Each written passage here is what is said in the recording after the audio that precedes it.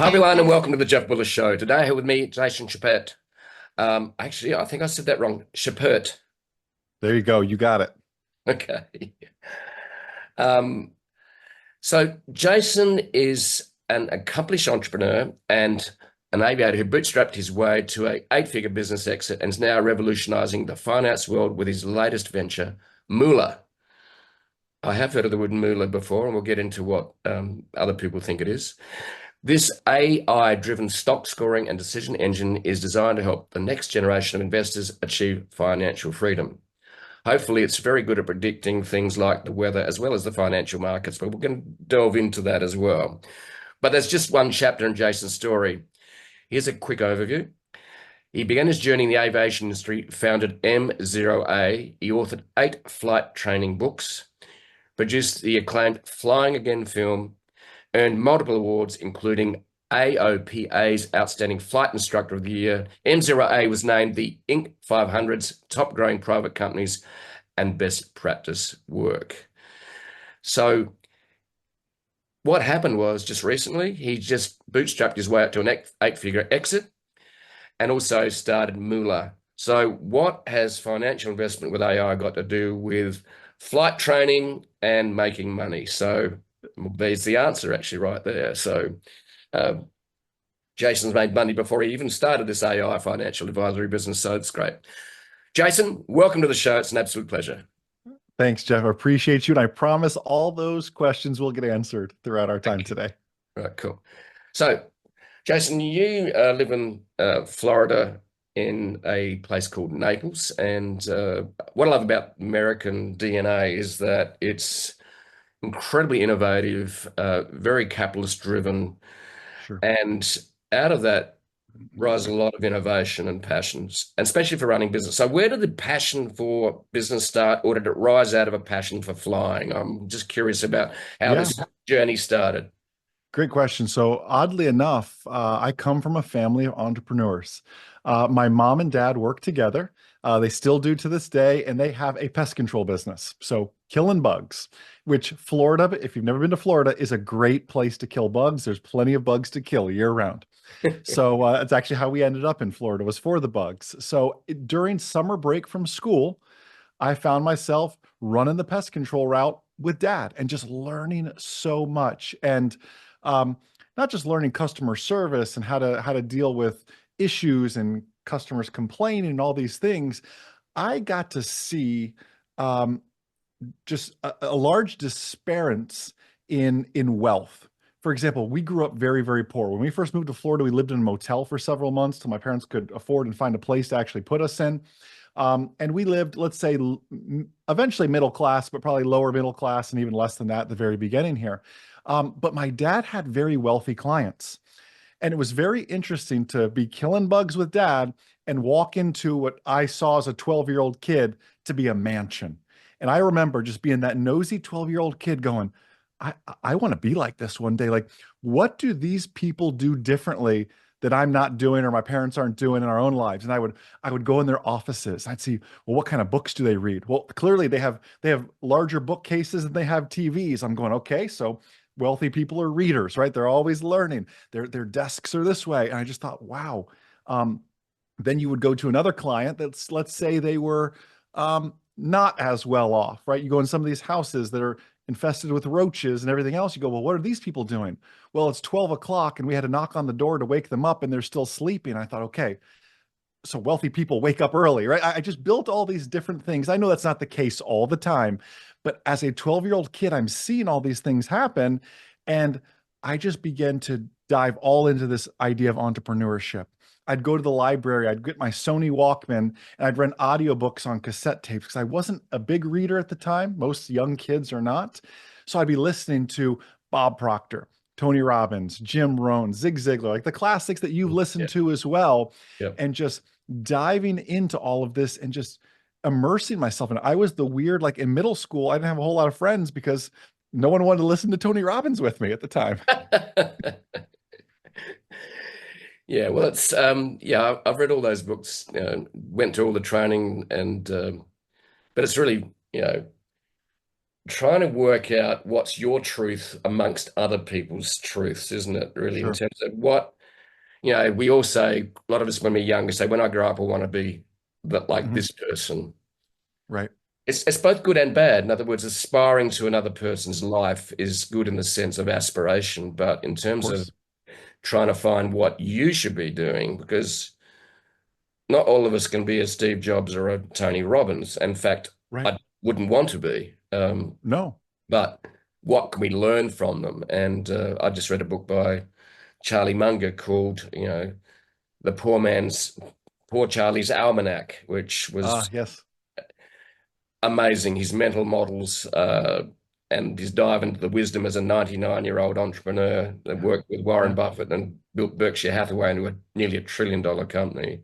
Yes. Um, and in your allusion to rich people or wealthy people, successful people read books, and I think that's actually one common trait. Well, not the only trait, but Sure. it's that story. Charlie Munger was called by his family basically a book with two legs sticking out of it. That's how he was described. And I yeah, love that. so you've learned from your dad. You're doing all these books. What was the next step for you? And how did you get from there to being in the flying industry, the aviation business? Sure. So, in addition to an entrepreneurship and killing bugs with dad, one thing dad instilled in me early was, Jason, I don't want you killing bugs, right? He says, I crawl under houses, I go in attics, it's August and it's hot. Like, I don't want this for my kids. It's providing a living for us, but you need to do something else. I was always intrigued by aviation, right? I was that kid, an airplane flies over and you're looking at it and you're watching all this happen, but I didn't know how to get into aviation. So, of course, back to dad, he had a client that was also a pilot, offered to take me on his first flight, and I was kind of hooked from there. But Mm, you very quickly realize no matter where you are in the world, learning to fly is extremely expensive. Even this is, 25 years ago now. It's prohibitively expensive. So again, dad came to me and said, Hey, Jason, whatever you upsell my clients, his pest control clients, pressure washing, lawn mowing, picking weeds, whatever it is, whatever you upsell them, that money is yours. mm, So now I'm here learning sales. I'm walking up to Mrs. Johnson, say, Miss Johnson, I noticed there's an oil stain on your driveway. It's a little bit dirty, and I'd love to come out on Saturday and pressure wash it. So I'm learning sales while trying to fund my dream. And 40 bucks at a time, $40 for a lawn, 40 bucks for a pressure wash, whatever it is. I was working to save up for flight lessons, and just lesson by lesson began to really pay for those. So not only was aviation a passion, but man, when you self-fund it, right, and you put yourself through it, um, you take on just a different respect for what you're mm, doing as well. So, fast forwarding quite a bit, I went through all my flight training. I ended up mm. going to college for flying as well. I became a flight instructor by 18 years old, and I Wow. remember Okay. becoming a flight instructor, and this was where the first light bulb moment went off for me. Previously, all my entrepreneurship had just been working with dad. I'd never been on the numbers and really on the true business side of it. And I remember I went into the flight school. And Jeff, this is the same flight school I started with, like as a 12, 13-year-old kid, taking a few lessons here and there. I'm now 18 years old. They say, Jason, we're so happy you're an instructor. We'd love to hire you now. I'm thinking, this is great. I've got my first job. They said, we're going to pay you $11 an hour. I said, wait a second. For the past, 3, 4, 5 years, I've been paying $25 an hour for instructors. And now I learned that I'm on the wrong side of this deal. You're Yeah. sitting in your cushy office here. You don't even, have to go out and sweat in the airplane, and you're taking half of that money. I said, I'm on the wrong end of this deal. So I had saved up some money on top of that. And you're going to laugh at this, Jeff, but I went out and I bought my first airplane on eBay of all places. This is like 2008 now, for Okay. $10,000. Wow. So I don't know what the conversion rate is and everything else, but just picture what a $10,000 airplane looks like. It is Slightly scary, frankly. scary, ugly, two-seater, 100 horsepower, 1975, cloth seats. It's yucky. It's ugly. But you know what? It was going to serve the purpose for me. So I began teaching out of that airplane. And someone like Jeff would come to me and I would teach them the flight lessons. And about this time, I'm listening to, again, Tony Robbins, Zig Ziglar, everyone's saying, Jason, you have to get leverage in your business. I'm thinking, Yes, well, leverage. Yep. how do I get leverage in my business? It's Jason and an airplane. And by the way, if the weather's bad, Jeff, we don't fly. If it's too hot, if it's too cold, if it's raining, like you could get a hurricane season in Florida where you don't fly, but 10% of the month. But your mortgage doesn't care about that. The mortgage bills keep coming. The car, loans keep coming, even though you're not able to work. So I'm thinking, gosh, how am I going to create leverage when I'm weather dependent? A student cancels. I don't make money from that standpoint. There was just so many different factors. So So you're basically, it's the old adage in business, like getting that leverage. You were trading time for money. oh, I was trading time for money and I didn't know how to get out of it. Like Yeah. aviation, just if I told you, Jeff, go learn to fly, you would just say, well, I'm going to go find a flight school and get in an airplane. Like that's just Mm. even today, that's how people really think. So about that time, there was a little company called GoPro that was just getting started. And there Mhm. was secondary little company called YouTube that was like not owned by Google yet, but out of the garage. It was in kind of in that in between. It wasn't as popular, obviously, as we know it here today. Yep. I said, wow, this is interesting. I'm gonna take, GoPros were expensive back then. These are the ugly kind of hero ones, the big plastic cases. I bought two GoPros. I said, I'm gonna put these cameras in the airplane, one in the airplane, one actually outside the airplane, as crazy as that sounds. And Mhm. I'm going to leave the pilot seat empty, meaning like Jeff, if you came to fly with me, you would sit in the pilot seat. I sit in the co-pilot seat as your instructor. I'm going to go up. I'm going to sit in the co-pilot seat. I'm going to leave the left seat empty and put a camera right about where Jeff's eyes would be. And I'm Mhm. going to fly our entire flight lesson just like I would if you were really there. And I'm Mhm. going to figure out how to edit it. And I got on iMovie and I'm trying to learn how to edit and all these different things. And I began uploading these flight lessons to YouTube. And again, that was kind of like the MVP, right? They talk like a lean startup model. That was the first, Yep. is there any interest in this? And there began to generate some interest. And I thought, wow, I wonder if I can teach people to fly on the internet, which sounds like, imagine saying this 16 years ago. Like it even sounds a little crazy today, but in a post-COVID world, like you can probably learn anything on the internet now. Mm. But telling people, I'm going to teach you to fly on the internet, people thought we were a little bit crazy. But from a ground school standpoint, I teach radio communications, regulations, weather, all these things. I just would teach on the ground to a video camera or in the airplane and actually demonstrate the maneuvers to you. Then yes, you would actually go to your school and learn to fly. Um, I began to put those videos behind a paywall. I put a very, very good friend of mine came to me, and I'm so thankful he did 16 years ago. He said, hey, there's this new business model on the internet. It's called subscriptions. I Mm. think you should do it as a subscription. And I'm like, Yep. ground school as a subscription? Oh, okay. So I set up a bronze, silver, gold level and gave different, criteria and courses based on what you signed up for and webinars and access and launched this online ground school, which was not even a term that was used at the time. And again, it was not an overnight success, as you know, Jeff. I remember I launched, and that day I launched, I had one member sign up. I Right. thought something must be wrong, right? I see all these people on the internet, and they're so successful, and they look at their Porsches and their Lamborghinis. I must have done something wrong.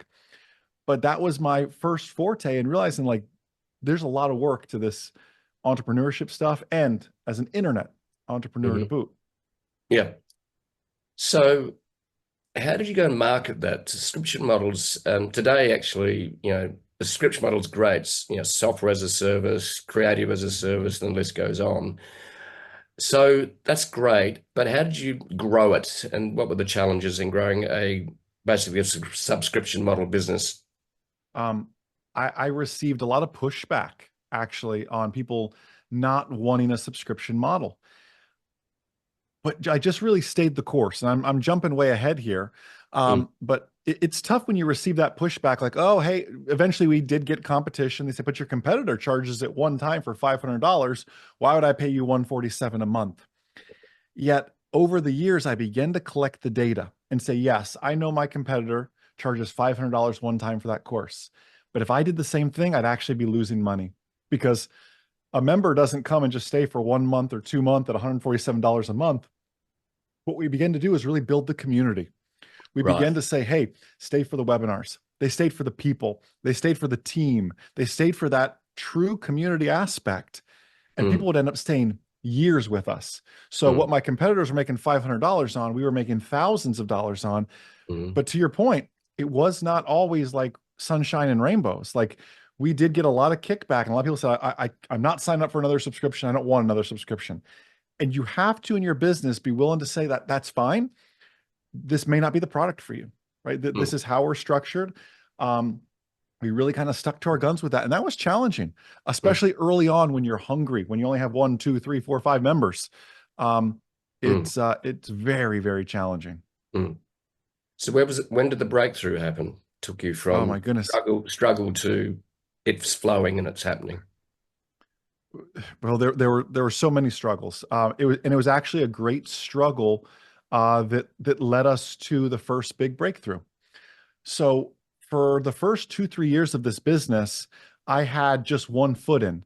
I had one foot in the actually teaching students in the airplane, and one foot in I'm making these online videos. And I Mm, was just dividing my time between the two. And I wasn't doing very well at either. There was a season in my life where I remember going to leave to go to the airport. We were broke on broke. I remember leaving to go to the airport to fly with a student in that little airplane, and there was a tow truck waiting at the end of my driveway. And unfortunately, I knew exactly why that tow truck was there. I was mm, behind on car payments and everything else. I thought, oh, this is not good. I remember sneaking out the backyard and walking like two miles to mom's house and taking mom's car so I could still go work. Later that week, the sheriff comes by and puts a notice of potential foreclosure on the door. I'm thinking, this is getting serious. mm, And that same week, I hopped in that little $10,000 airplane. I was going out to film some videos, and on takeoff, I had an engine failure. I lost one of the cylinders. The little airplane only has 4 cylinders. I lost one cylinder. I was able to nurse it back around for a safe landing, but the plane is covered in oil. It is smoking at this point. And I remember, Jeff, and every entrepreneur has that moment. I just sat there and cried. Like mm. literally just like all these things are happening. I don't have the money. I can't even make my $200 a month car payment. What makes you think I can afford now to put a new engine in this airplane? And shortly after that, a mechanic who was based at that airport came by and said, hey, I'll buy the airplane from you in the current state it's in. And I said, Mhm. wow, okay. And I don't know what that number was, maybe $5,000. I can't remember what it was, but it was just enough money to pay off my debt, not pay off the debts, but get caught up on my debts, get Mhm. caught up on the car, get caught up on the house. However, now I'm in this really weird spot, Jeff. I'm a flight instructor with no airplane, and there's only one thing I can do is go Yeah. make that internet business work. You know, Mhm. Napoleon Hill in Think and Grow Rich calls it the burning the boats moment. Like there Mhm. is no return. You either make this work or you don't. But And you didn't choose the burning boat moment. no, So no. because there's two types of I suppose what we could say crossing the Rubicon is Yeah, number there you go. one, Good analogy. you choose to cross it or you're forced to cross it, isn't it? Yeah, I was more so Julius Caesar's soldier that was forced to cross it. I wasn't Julius Caesar making this great decision. You didn't have a choice really. I didn't have a choice, but we crossed the Rubicon, we burned the boats, whatever analogy you want to use. And but that level of humility, that humbling moment, you have no choice but to succeed.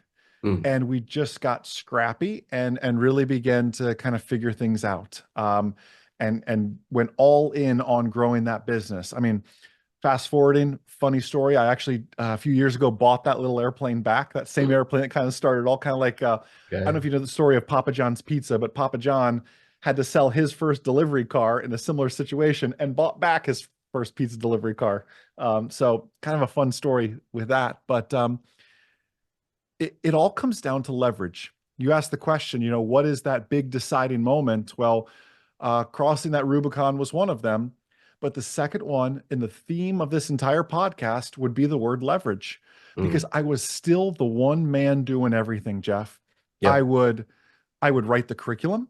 I would focus the camera on my chair. I would press record. I would run around, sit in the chair and go, "Hey everyone, Jason Schappert here." And I would teach the whole little video. I'd run back around, stop record. I'd upload it. I'd edit it. I was a one-man band, and every entrepreneur has been there. And I Mm, kind of I like that attitude, right? I like an entrepreneur that's scrappy and can kind of figure everything out on their own. Um, but it's when we made our first hire, which of course was someone to help film, edit, so I could focus on what my strengths were, which was writing curriculum and writing aviation safety material and getting ready to produce it for being talent on camera. Um, that person was back editing the last video while I was writing the next video. mm, And that began to make our business exponential from that mhm. standpoint. Right. So how are you marketing? Build an email list? How did you actually get business across the threshold? I wish I started with an email list. My largest marketing tool was actually YouTube at the very beginning. And Okay. I was so naive going into it though, Jeff, because what I was, and it was a good strategy. I would release little sneak previews. So, because these are long lessons, they're an hour long lesson. So I release 5 minutes of it on YouTube. Hey, you want to see more? Check it out. Head to this website, take a trial. And YouTube was just our best marketing method. However, I wasn't collecting emails. I assumed in my limited thinking, I've got 35,000 subscribers on this channel, Jeff. Like those are my people, right? But And you then don't one own it. day, and you don't own it. And I learned that the hard way. Yep. So YouTube was a victim of a very large hack back in about 2010, and many channels got like deleted.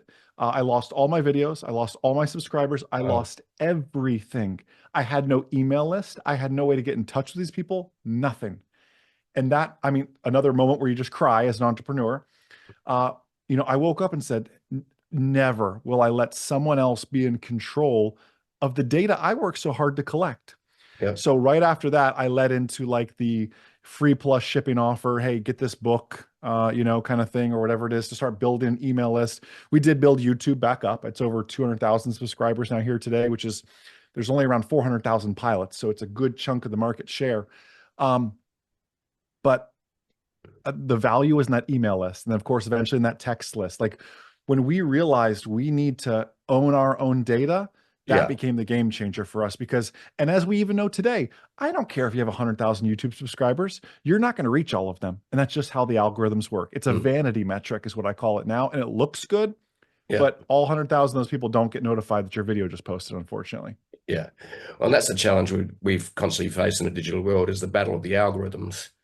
Mhm. So, what's working for SEO one day, in other words, you're optimized on page Oh, one, suddenly you're page five for no particular reason except Google changed its algorithm. Um, then you've got, email lists are actually still, they're even challenged because now this like we yes. deliver your email because you haven't done A, B, and C, or we just, Uh-huh. and then you've Well, the got, Gmail update too, not too far ago, yeah, was kind of devastating to open rates as well. So we've really made a big push, even in Moola, especially into SMS marketing. Obviously, we're app based, so a lot of push notifications. Like you want to really make sure you own that data. yeah, I thought it was funny when Facebook changed its name to Meta, which essentially just means data. I said, you know what? That's actually a really good name for this company because that's what they're really good at. They have a lot of data on a lot of people. yeah. So let's move forward to you got the business really working well. You Yeah. get starting to get a lot of market share, and obviously you became attractive to be bought out. Tell us a little bit Yeah. about that, and the thing that you mentioned to me before we hit record was uh, that one possible uh, company that wanted to buy you didn't go ahead. Mhm. Then you actually learned the lessons from that, which was actually putting in place uh, good processes and systems that were, instead of being a messy little Sure. business. Tell us Sure. about that, because it's a good story in that, I think. Yeah. So we were approached by private equity looking to acquire us. At about this point, we are maybe 30 or so team members, doing very, very well. A couple thousand members, a lot of big B2B clients as well, selling to colleges. That was actually what drew a lot of the private equity in, as they want to see those large businesses that you're selling to. Um, but unfortunately, even at a 30-person payroll company, We still ran this business like a mom and pop. And there's Mm. nothing wrong with that from a cultural standpoint. I mean, from a bookkeeping standpoint, I mean, you're listening to or you're looking at who was the bookkeeper back in that time period. And Yep. unfortunately, I'm sure nobody from the IRS is listening to this. But you know how it works as a small business. Sometimes you go to your local grocery store, you run your credit card, the business credit card, and you put in QuickBooks as, oh, that was an office meal, right? And again, I say that candidly and humbly because every small entrepreneur has done it before, and if they haven't, they're probably lying to you. Um, that first private equity company looked at our books and said, Jason, I'm sure you have a great business here, but it is so messy. These books are so all over the place. We can't make heads or tails of it.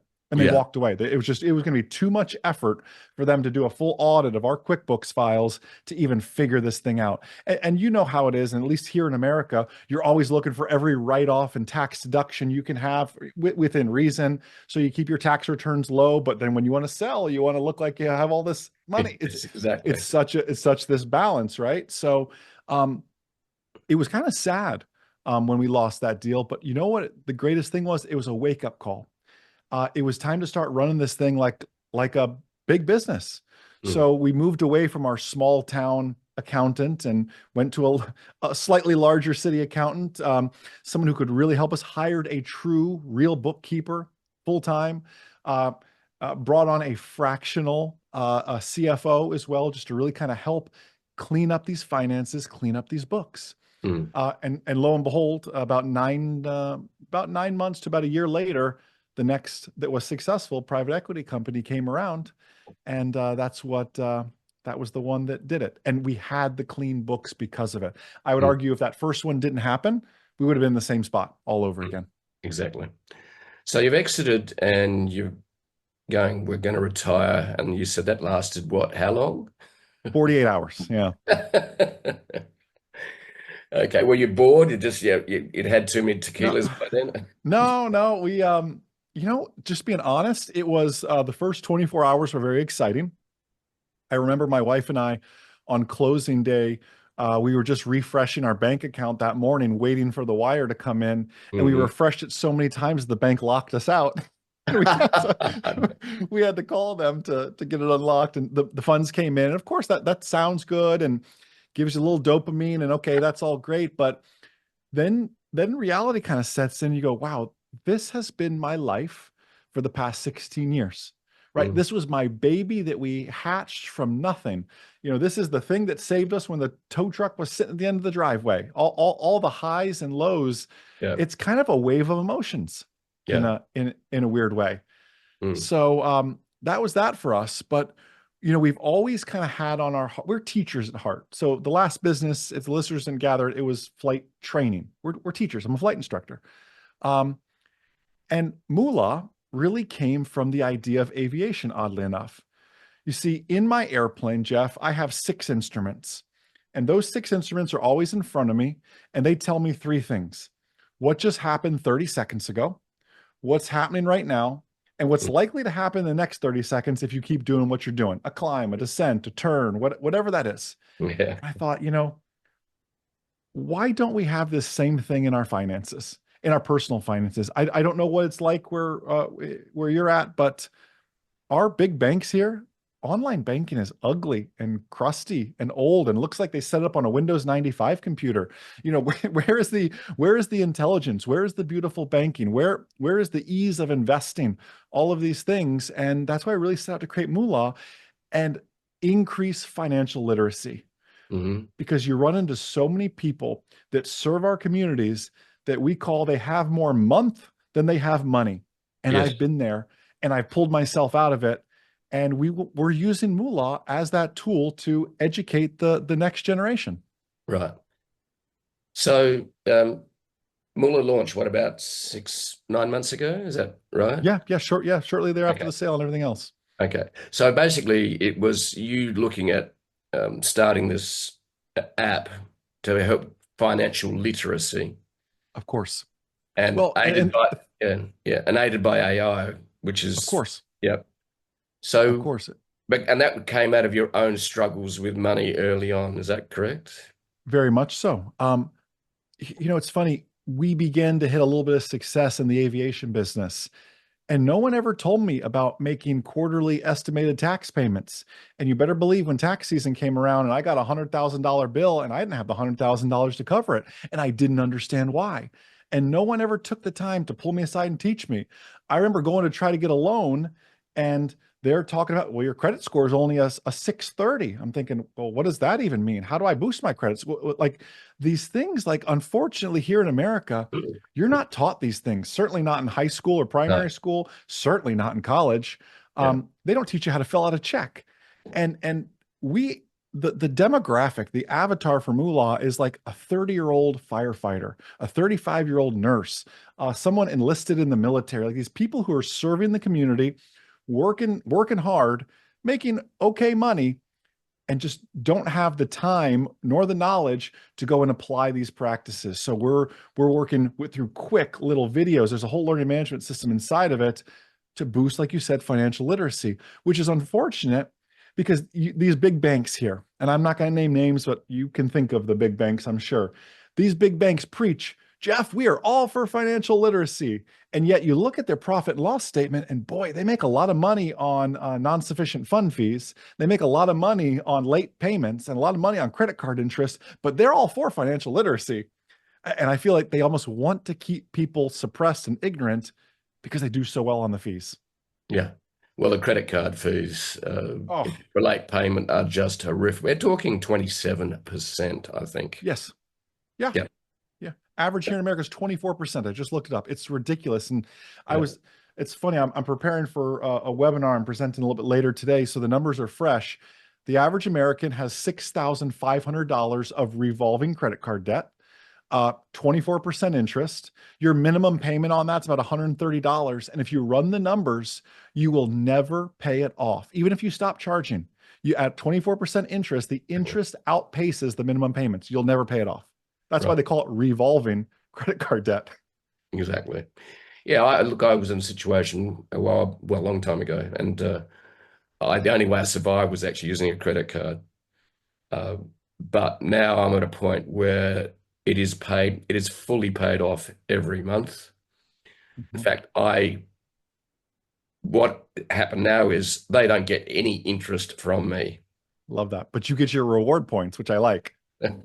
Well, I don't even, I'm not, yeah, reward points. I'm not even a big fan of that because but yeah, so it's for me, I play my game Yeah. using hopefully a bit of financial common sense. So let's lean into Moola.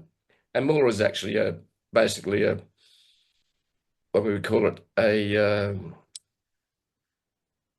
I'm trying to think of the term for it, but it's actually a term for money, Moola. Yes, So yeah, moolah is a slang term here yeah, in America for same in money. Australia. Yeah, yep. Okay. Okay, Gotcha. so what does Moola do for me? Does it help me control my cash flow? Does it help me make decisions, send reminders? Does it help me invest? Yeah. Um, and does it predict the future so you know where to invest? Well, I can't promise anything, right? Especially we're recorded. Don't get me in trouble now, Jeff. This is not Moolah is financial advice. Yes, that's right. right. Yes. There's my disclaimer. Thank you. Moolah is your savings banking investing app, essentially. So it's really twofold. I'll start with the investing side because that's where really you've mentioned AI a few times, and that's where that's really built on.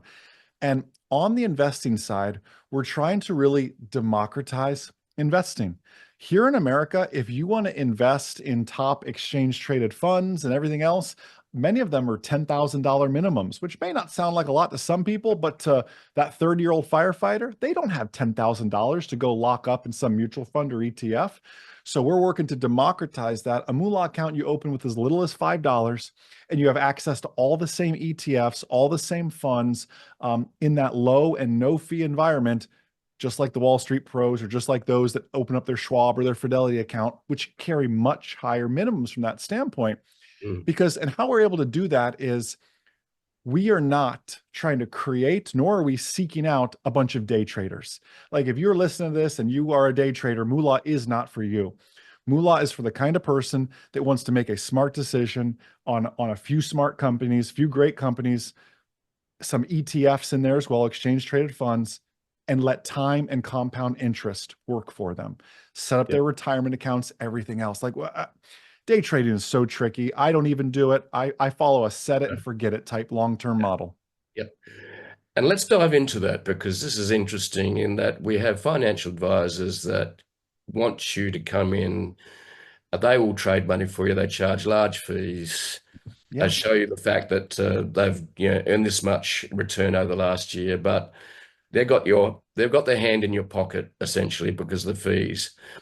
And I think the numbers, and this is what financial advisors don't want to be known for, don't want you to tell the industry or tell people, is that trying to predict the market's like trying to predict the weather next year, and taking a long position and using compound interest of and course. playing the long game is actually, disclaimer, we're not advisors, financial advisors here, but Yeah. the reality is that compound interest works for you. And that's Charlie Munger in one of his, And Warren, yeah. Warren Buffett. They take long positions, they reinvest it in, and over time, and I'll use an example that I discovered on a weekend, our Australian Financial Review newspaper, the weekend. It showed, and this is a very, very powerful illustration, and I actually used it in an article recently, of the power of compound interest. It showed Mhm. the American stock market with 10,000 just left in there, dividends reinvested, Mhm. left for 30 years in the Wow. American stock market index. Okay. Then there's one with the Australian stock market index, 10,000 in that for 30 years, just left $10,000. You put it in, Mhm. set and forget. Auto reinvest dividends, yeah. Yeah. So at the end of 30 years, the Australian stock market at an average of 9.7 or 9.9, I can't remember exact number, had earned 135,000 in was the value of the account. The American stock markets actually earned 2% more over 30 years than the Australian stock Mhm. market. So here's the difference. $10,000 in the American stock market just kept sitting there earning dividends reinvested, everything else, not pulling anything out. $235,000. And it's a 2% difference.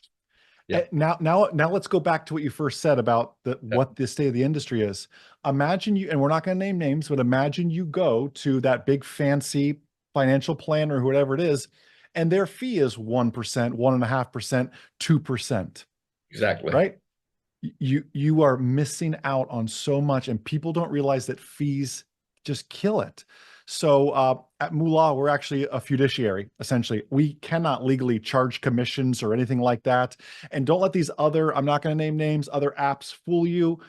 Some say they're no commission, but there's a secret little spread in there that they're really a market maker. And you think you're buying Apple at 100, you're really buying Apple, at 105 or whatever, and they're keeping that nickel in between. It's not a commission, it's a spread. And that's how they get away with a lot of this stuff. We have no commissions as far as that goes.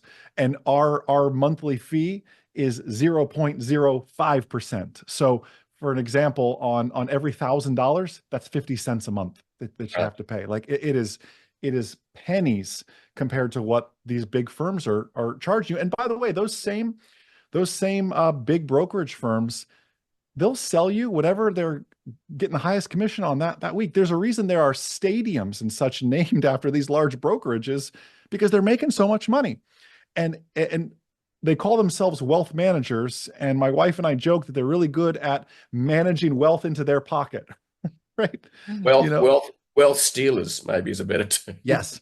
Yeah. But I mean, the average assets under management fee is 2%. And that's the difference in your formula that you just shared. And Yeah. the math is the math. Yeah. It was just such a powerful representation of the difference of just 2% over Mhm. 30 years. And the thing is, like, I read recently a book which is by a top financial broker, and he doesn't do day trading. Right. And I not even going there. I don't day trade at all. Mm. I just take long positions. So, Yes. but in Australia, it's interesting. And next question I want to ask about is how you use AI in the investment part. I'll be interested in that. And you mentioned exchange traded funds, ETFs, which Yeah. are actually in Australia. It's quite easily available. Oh, good. I've got a bank here, and I've actually taken a position in segments which are a basket within a certain industry, such as the AI Nice. industry. such as the Yes. American market as an index. Also the big, the FANGs, okay, is the other. Hmm. But that's for me because I like putting a little bit of skin in the game rather than doing it just through my super, or you call it a 401 over there.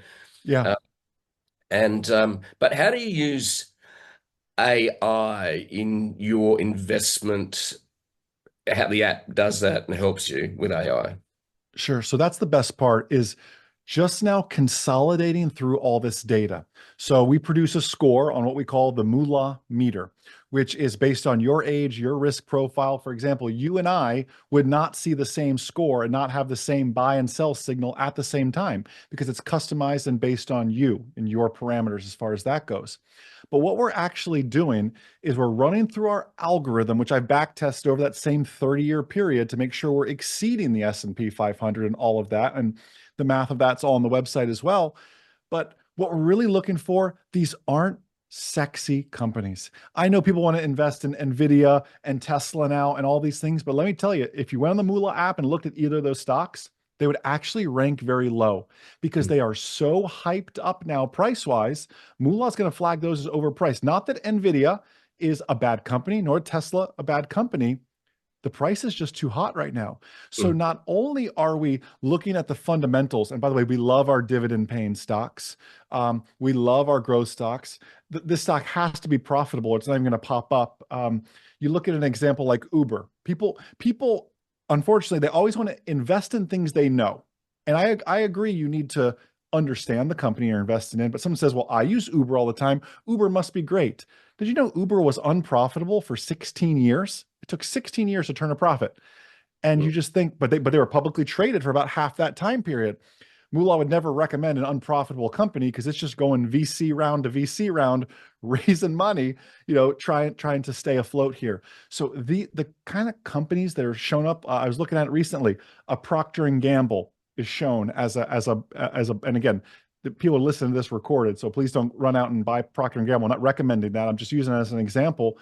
Procter and Gamble sells toilet paper and toothpaste, right? mm, These are so you have to look at that too and go, these are things, whether it's COVID, whether Trump or Harris or whatever, right? It does not matter.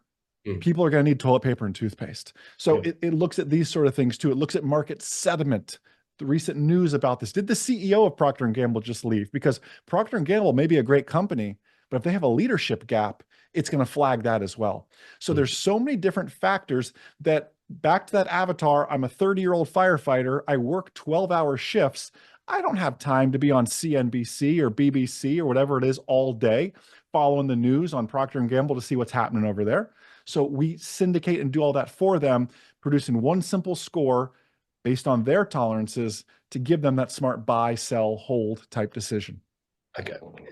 All right. So there is another question for me that I'm very curious about, and that Please. is, how did you build the algorithm that is actually sifting and trying to find the signal in the noise, all that data?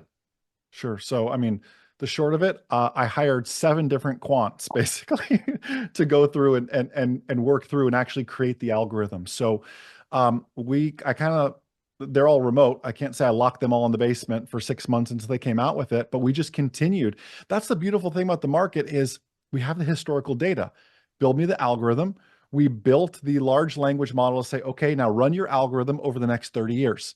That one failed. Okay, tweak this variable. And they were just data scientists. So we took these data scientists through, and honestly, we took the best practices from a modern portfolio theory. We took the best practices, if you're familiar with like Ben Graham's work on growth investing. We took some of the best practices from what Warren Buffett does. We looked at these people, even some of the day traders, right? Where do they find this? We don't get into candlesticks and all these sort of things. At the end of the day, we're investing in great companies with great fundamentals and favorable tailwinds and news behind them. That's what it shows. We're not getting into candlestick charts. No, this is a reverse curve for this. We don't get into any of that. This is a buy and hold type strategy. Right. So I did love the fact that actually your overall strategy is buy and hold and let the market Absolutely. just run with it.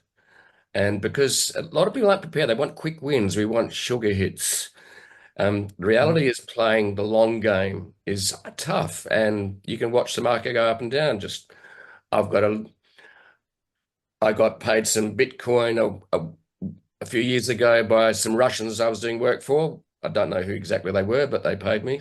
It's not, I wasn't doing drugs or anything. It's just they paid me Right. for advisory I work. understand.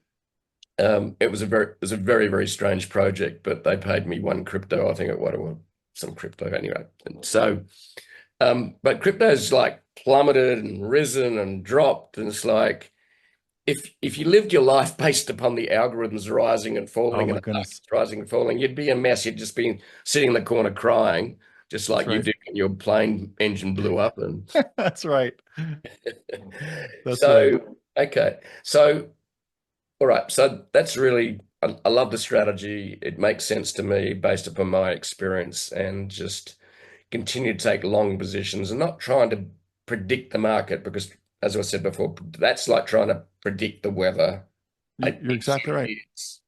You have no idea. And the thing about you can read the news about markets and they're going about a certain big company. You do not know what's going on beneath the surface. Mm-mm. You're So, exactly right.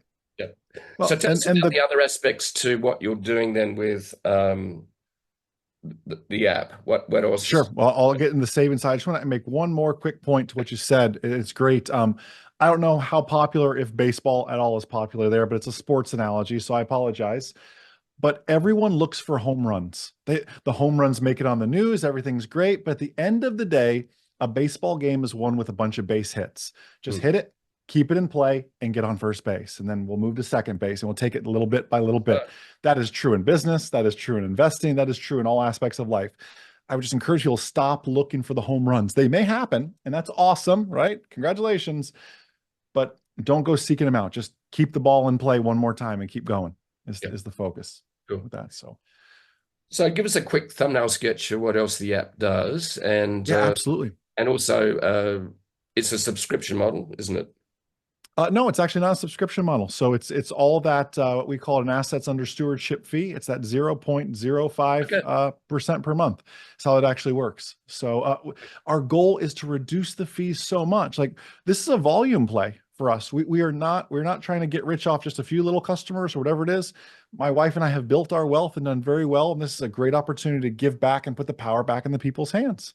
Mhm. So the other aspect of that is the savings side of things. So um, my mother still to this day uses the envelope budgeting method where she has a little envelope for everything, for all her little cash and everything else. She's Sounds like six. the way my mum operated. Exactly. Exactly, exactly.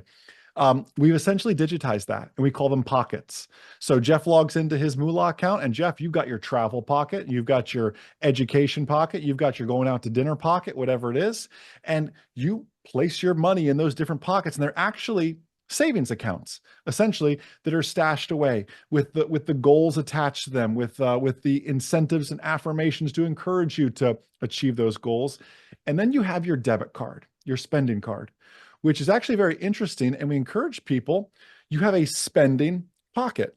We encourage people to say, Jeff, just keep a few $100s in your spending pocket. So your debit card only works for a few $100s. And when you go out to, let's say you and I go get lunch, Jeff, you hop on the Moola app. If you're a diligent spender, you go to your dining pocket, you grab the $60 that our meal was, you move it to your spending pocket, and you give the waiter or waitress your debit card. And what you also did in real time is you reconciled that transaction like a QuickBooks. So I now know that's a dining transaction. And you get this very detailed report by the end of it, like, wow, Jeff, you really like going out to eat a lot, don't you? Maybe there's an area you can cut back on your spending, I right? would Whatever it actually, is. I would actually hate to check my dining pocket because I'm luckily in a position where I don't need to.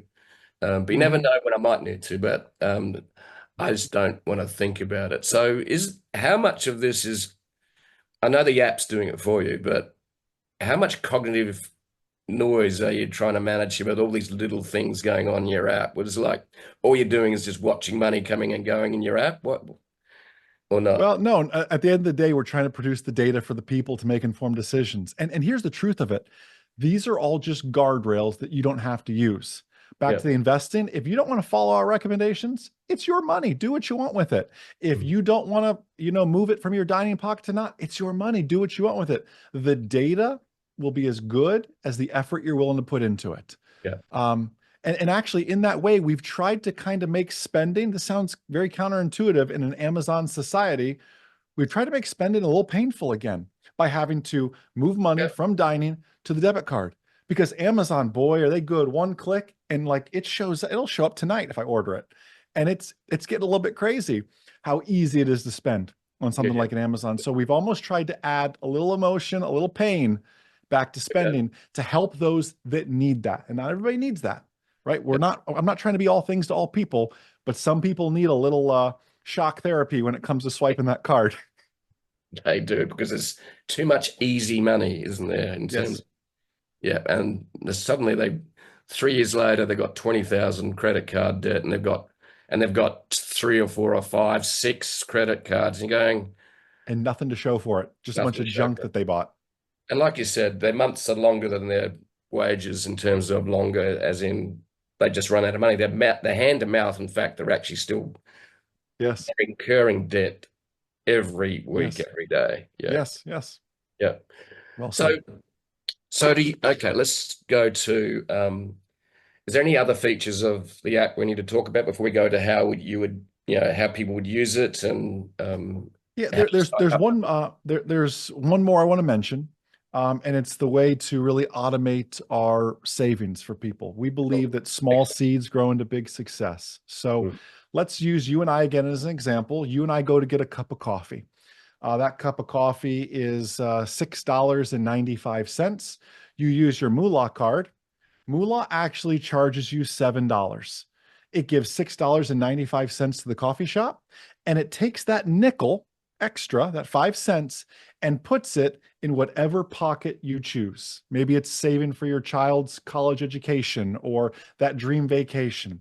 And I understand 5 cents, 25 cents, nickels, quarters, they're coins. They don't sound like a whole lot of money. But mm. what we want to show people is small, purposeful actions over time add up to hundreds, if not thousands of dollars. And that's another number we track is we call it our spare change feature. How much have you saved using spare change? And when most people see it, they go, there's no way I can save in, 10 cents every swipe. Well, you'd be amazed every time you swipe your card. It's painless when you do it because it's Mm. just 10 cents. Yeah, But boy, does it add up, and it shows people that small seeds grow into big trees. yeah. So I was reading recently, and I've also been across it because I was brought up a fundamentalist Christian, and there was a thing called tithe, Hmm. but you didn't give it to yourself; you gave it to the church, right? Yeah. Yeah. So that's In a way, yeah. yeah. So that was 10%, and there's nothing wrong with giving money to the church. But I think the church I like, the church starts at home, frankly, and Mm. so there's just a simple strategy, and sounds like you, with what you're doing with the app, is fantastic. Is that you could almost say every time I spend some money, 10% goes into my savings account. Yes. You are exactly right. We actually have it set up where every time you get paid, you can move a percentage into the pocket, and it never even hits your spending pocket. It just goes right in that savings pocket and kind of that out of sight, out of mind a little bit, right? To try to prevent you from going to spend it. Yeah. Yeah, and there's just that power of putting away 10% every month. But the trouble is people are hand to mouth, so they actually never do it. And Mm. 30, 40 years later, they want to spend a bit more time traveling. I don't believe in the R word called retiring. Um, I like to be doing things. So Yes. it's not put up the feet on the sofa and essentially go and play golf every second day. For me, it's still about creating. So, Of course. but that if you put away 10%, just like the illustration on Mm. $10,000 30 years ago, that compound Yes. interest is incredibly powerful. But people want those quick hits, don't they? They sure do. Yeah. Again, these little base hits is what wins. Saving just little. The problem is people feel like, well, I don't have enough money to start saving, Jeff. Yes, you do. Start with $1. They go, well, what's that going to add up to? $2 one day. Just put it in there and get to work. Okay. That's 100% return. It sounds so insignificant to them, but you have to just start where you are. And Yep. that's the big part of financial literacy that people don't realize is I don't care what you make. I don't care what your situation is. We'll work on that, but let's get you heading in the right direction because time is not on your side when it comes to the market if you're sitting on the sidelines like that. Yep. So the other question I had is So you're taking this small clip of the ticket through, which is so minuscule that people don't even notice. That's how you get paid to provide the service that you do, which is Mhm. great. So how do they sign up to the Moola card? And I'd say that's most probably is it's USA based, wouldn't it? Sure. Yep. US based, we are looking to expand kind of internationally, but even if you travel and have the ability to set up a US bank account, if you're coming over here on a visa or whatever that is, we're still able to do all of those things, even getting you signed up with a visa. And actually, on the investing side, we're working very diligently on getting approved in some additional countries because many people want to enjoy investing in the US markets as well. My wife is from Spain, Mallorca in particular. So looking at kind of expanding into those markets of Europe and everything else too, eventually in Australia. But yeah, everything's in the US App Store. So you can see it there, whether that's Google Play or Apple, doesn't matter. You can find everything just by searching Moola.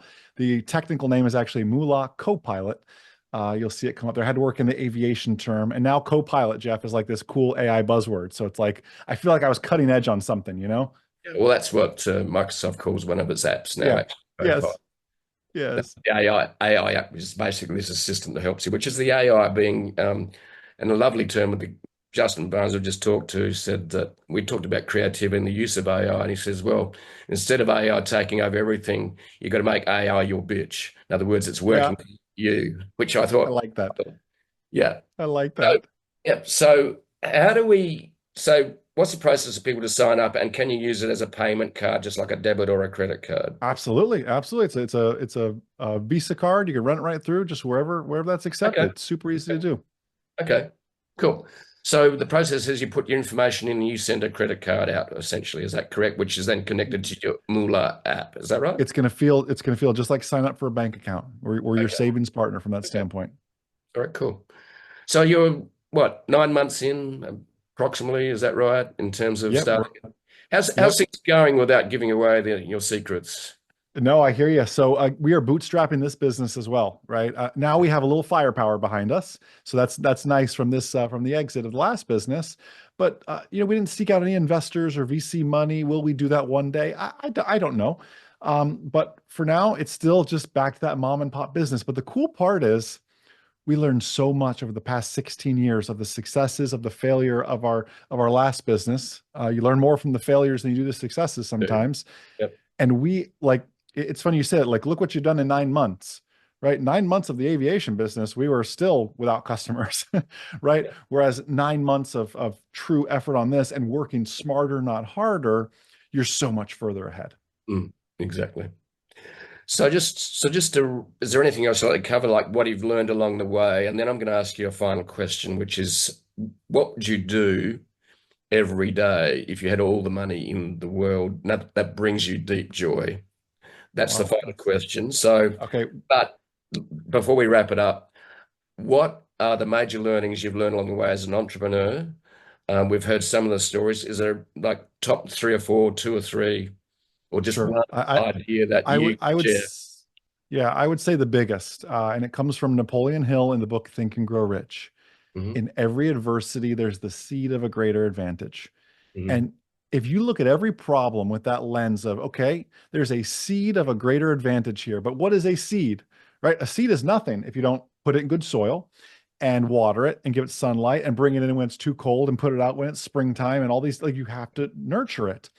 So every time you hit a wall, every time these things happen, there could be a greater advantage to that, like the engine failure or whatever it is, right? There's always an advantage somewhere. You have to look to find it. Yeah. And I think what you're talking about is the attitude. Oh Um, yeah, mindset. and it can be in cliches such, there's gold lining in every problem. And, for me, I don't see it as failure, I just see it as a lesson. And sometimes the things that we really want in life, including some marriages or a marriage, hanging on to that, even though you want, the best for the family, sometimes that produces the best opportunities in life. Um, so even though at the time it could be, turns you to tears, like your engine blowing and the sheriff turning Mhm. up on your front driveway, um, if you bring the right attitude, which is what you've said is the number one lesson, then uh, you can keep learning and growing. And I think that's actually very, very wise. And thank you for sharing that. Mhm. So Thanks. just to wrap it up, what brings you deep joy that if you had all the money in the world, what would you do every day? And I think I know what the answer is going to be, but can you tell me about what brings you deep joy? It can be several things that intersect, or just several things, or it could just be one thing. Well, we talked about it before we started recording. My wife and I, we have a 6-month-old, Hmm. and her first word was "dada." Not that I've been programming her or training her. I get the 5 a.m. shift, so that's just like I've got AI playing in the background, "dada, dada," over. But Okay, so don't feel too important here because that's actually much easier for a child to say dada rather than mama. Okay, so my wife said the same thing, but I'm not looking at that data, okay? Um, but seriously, man, you see that little girl light up. mm, And it's funny because just before we started this recording, she was laying down here we have this little studio just up above our garage. She was just laying down up here, just laughing, watching me work and get lights set up and everything else. I'm thinking like, this is exactly what I did with my dad, mm, but just pest control, just very, very different. So it's very, very cool to spend time with family and to bring others along that ride. So if money's not an issue, whatever it is, I'd still be working, and just working just as hard to bring as many people along. I don't like the saying that it's lonely at the top, right? That means you just need to bring more people with you on your mm, journey up there. They got to be wanting to go up there and put in the effort. But that's what I do. I want to bring more people along for the ride. cool. So what you really talked about is happiness comes out of people and community and that area. And guess what? That's just sums up a 87-year-old Harvard University research that showed that the happiest people in the world were those that actually leaned into relationships and community. And you've just summed it up. So you discovered the secret, All Jason. right. And I didn't even go to Harvard. They wouldn't want me anyways. Yeah, well, yeah. So I tried to join IBM one year and a long time ago, and they knocked me back. But then I went to kick their ass by outselling them in the government marketplace later with a competitor. So there we go. I love that. Anyway, I love so that. Jason, thank you very much for your insight and wisdom and sharing experiences and stories. Is there anything you'd like to say before we wrap this up, in terms of Moola and or just anything? No, no, I'm just truly thankful for everybody's time. I mean, obviously this is over an hour now, right? Time is the most precious resource that you have. And the Mm, fact that they listen all the way to the end of this episode tells you that they're pretty serious about kickstarting their business, getting it going, and really changing lives. yeah. Well, thank you sharing for your wisdom and experience because that's what we're trying to with this podcast. We're trying to share stories that make a difference in people's lives. And thank you very much for doing that. Yes. Thanks, Jeff. Appreciate you. Thank you.